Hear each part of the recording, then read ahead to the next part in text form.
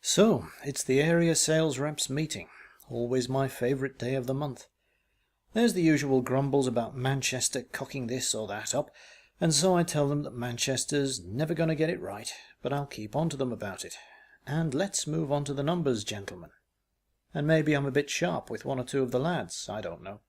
But when I declare proceedings at an end, and it's obvious they're going on somewhere for a bevy or two, I'm not invited. I'm not exactly uninvited, but I'm not welcome either. So I tell them I've got to get on, which is true enough, and scuttle down the road to the Duke of Welly to fume at life's injustices. The Duke's a familiar pub at an odd time, between the lunch and the after-work rushes. They're still doing food though, so I order a burger and chips and try to find myself a cosy corner to nurse my pint. Not easy, as it happens, because there's a drifting clientele of students, shoppers, and assorted waifs and strays. Eventually I find a spot that is in a corner by the big Victorian window, looking out onto the street. There are a couple of empty short glasses on the table, but I assume the drink has gone. And soon I'm gazing out at the passers-by and the rain, having the odd sip, and thinking of nothing. Now it's been drizzling all day, but since the morning the rain has gained strength. Just after I sit down it hits really hard, like stair rods, as my old mother would say. You could easily hear the roar of it in the pub. People turn to look. Then I notice I'm not alone at my table. Someone has snuck in. I turn and see my table mate is staring out, as I was, at the drumming downpour. I take advantage of this to scope him out. Old guy, probably ex-service. He's smartly turned out, with a trimmed moustache and a good head of iron grey hair that might have been brill-creamed. Nice coat, open, with a blazer underneath, and proper shirt and tie under that. I'll bet his shoes are better polished than mine. And there's a sharp expression to go with it all, piercing blue eyes and a slight tilt to the head, as if he's listening for something. I've seen that in people who are hard of hearing, that tilt. Then I notice the black stuff in the glass in front of him. Double or triple dark rum, I'll be bound. My money's on R.N. retired. He turns his head, caught me looking. Lovely weather for ducks, I say. Fiendishly cunning opening gambit, but we're British, and it's stotting down, so, hey, it's a topic of conversation. I can barely hear his reply, though, if it is one. Maybe I just sort of jogged a thought loose. Used to be my job, he says, half to himself. He's looking across the room now, over my shoulder. I turn and see a young couple at a bandit, two of my fellow suits getting stuck into lasagnas, a yummy mummy talking into her mobile. Then I hear it, just audible over the rain, a series of sharp pings followed by a pretty unconvincing explosion. The bandit is one of those themed jobs. Although I can't see its name for the players, it's obviously themed on depth-charging, torpedoing and the like. Navy man, eh? I say, just to be polite. He looks round, staring a bit, as if he's forgotten I'm there. Then he nods a bit distantly, and I wonder if he regrets speaking his thoughts. He looks out at the rain again, and he says something I can't quite make out. "Asdic," he repeats firmly, looking at me. "They call it sonar nowadays, all computers, progress. But when I was in the service, it was all down to the man and what he could hear, or what he thought he could hear." Now I've got it. That tilt of the head. He's still in the habit of listening, after all these years. "Battle of the Atlantic, was it?" He shakes his head. "I joined up in 47, old Navy family. That other trawlers. Ended up on an old escort that had seen better days. Old equipment too, especially the hydrophones. But it worked, and there was plenty of work to do with it. The Cold War was just getting going. Everybody was worried about what the Russians would do next. We just fought one bloody great war, and there we all were, getting ready for another one." The barmaid calls across, and I go to get my lunch. When I sit down and start arranging the artery-hardening feast on my half of the table, he starts on again. "They were mad times when you think about it. Who could make the biggest bomb and set the bugger off for all the world to see? Just out in the open, on some island, poison in the air and the sea, not to mention the poor sods who had to stand there and watch it." He downs another gulp of Wood's Navy rum. And then it strikes me, bloody hell, could he have cancer? Lots of the atom bomb veterans do. He looks healthy enough, but you never know. Anyway, after a good while, I got the hang of the hydrophones and the ASDIC, sonar, the thing that goes ping, you'd call it. The phones were for trying to hear the sound of a Russian sub amid all the other noise. Harder than you might think. He looks at me now and leans forward a little. About to confide, I brace myself, but what he says surprises me. The sea is full of sounds. That's what an old hand told me. Atlantic convoys he'd been on, and he was right. The sea is full of sounds. Whales, porpoises, dolphins, even shrimp. Oh, aye, you wouldn't believe the noise shrimp can make when they're mob-handed. And then there's the sounds the wind makes, blowing across the surface, ruffling the sea's hair, you might say. And the noise of the coast, the wash of the waves on rocks and cliffs and beaches, full of sounds. He takes another gulp of rum. I take a mouthful of what may be 10 to 20% meat. I'm a bit off balance, but interested now. This beats a boozy lunch with a bunch of disgruntled salesmen anyway. Amid all the other noises, you have to listen out for propellers, and after a while, if you're any good, you just hear the sound of the sub. You can hear how many revs it's doing, how many blades on the screw, and you can hear torpedoes, too. A whining scream, high-pitched, nasty. He pauses for a second, and I find myself leaning forward in mid-munch. But that's not really what George meant when he said the sea's full of sounds. He meant something else. A significant pause now. Judging me, I think, wondering if I'll make an inappropriate remark.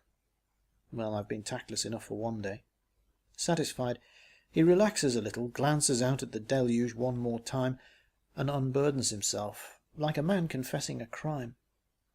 He told me, looking me straight in the eye, like I'm talking to you now, that he'd heard talkers. Not words he could understand, but you know how it is.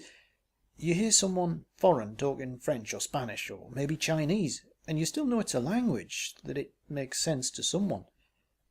That's what George heard, or what he said he heard, through the hydrophones.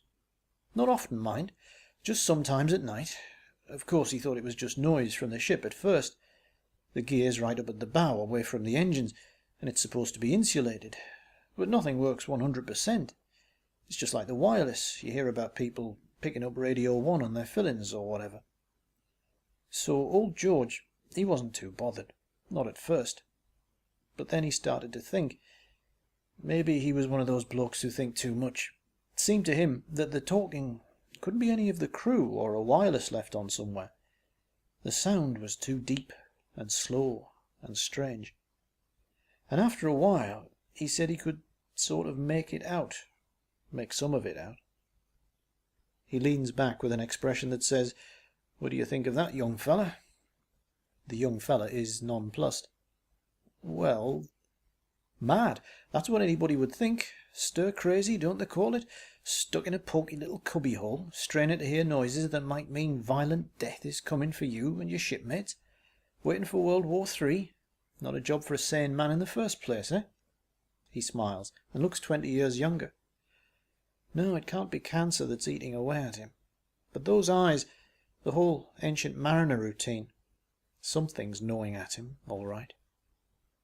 George got these dreams, he said. Or rather, it was always the same dream, just with a few bits changed round. He was in his berth, sort of standing outside his body, looking down at himself, sleeping.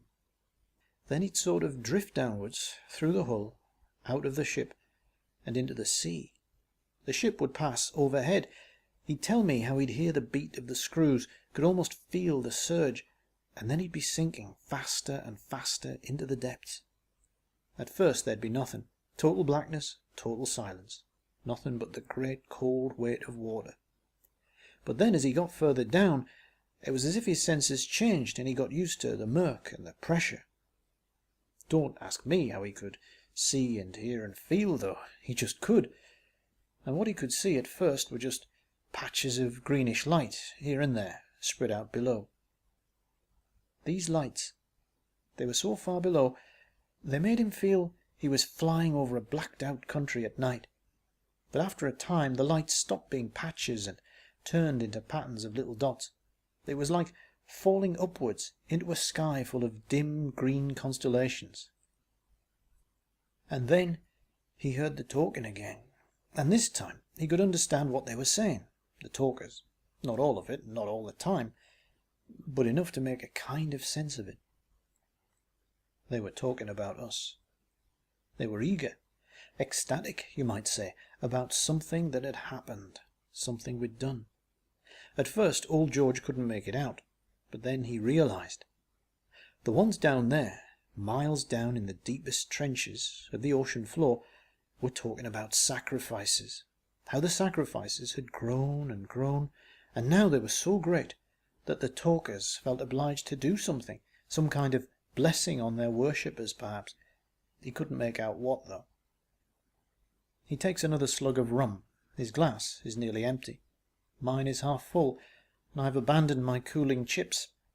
The rain is easing off, I think, or perhaps I've become used to finding his voice amid its roar. He's coming across loud and clear, anyway. He smiles a little grimly. Well, George didn't need to think too long about what the sacrifices were. He'd seen enough ships go down to know there'd been a steady rain of metal onto the sea floor. I dare say metals are rare enough down there. What happened to George? I asked. Well, I wasn't sorry when he got transferred to another ship. The way I heard it, George went off the rails, and you'd think that would be the end of it. But it wasn't. I heard it too.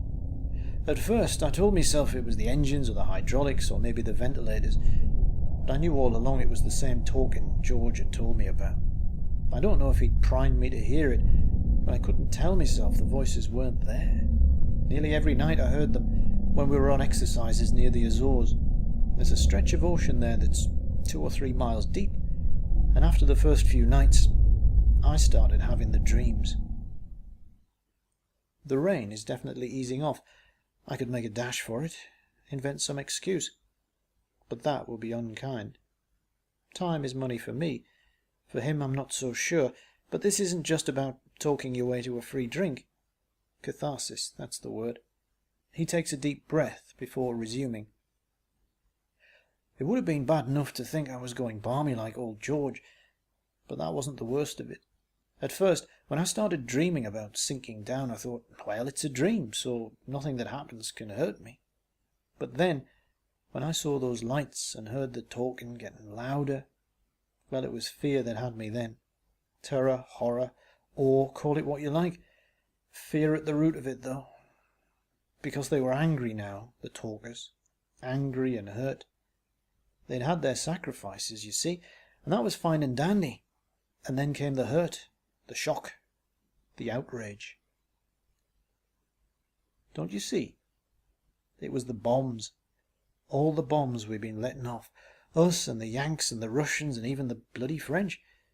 It's as clear as day. If you know about sound in water compared to sound in air. Air's something you can compress. It gets squashed up by an explosion. So most of the blast is just dissipated. But water doesn't get compressed.